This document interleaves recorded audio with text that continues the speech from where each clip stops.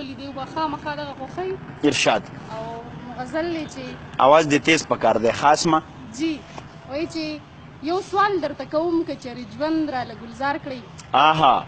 یو سوال درته کوم که چېرې ژوند راله ګلزار کړئ، وختونه به بدل کړئ، زما ما به د ځان یار کړئ. آها ډېر ښه شعر دی. زه هم یو پښتنه یم ته هم پښتون زلمی یې. آها.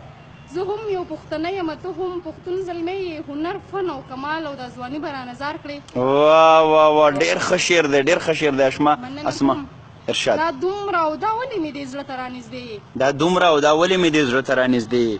دا دومره او دا ولې مې دې زړه ته رانږدې شوې، دا واوره یا افغانه ګورې ژوند به راله خوار کړې. واه واه واه واه واه واه ډېر ښه دی، ډېر ښه دی. او زړه مخکې داسې نه و خو دا اوس درپسې درد کړي. آها آها زړه مخکې داسې نه و خو دا اوس درپسې درد کړي. زړه مخکې داسې نه و خو دا اوس درپسې درد کړي، دا ځکه چې ته مینه هم د کلي هم د ښار کړې. واه جي واه واه واه. ما تا ته چې درو کتل تا هم راته نظر کړو. آها.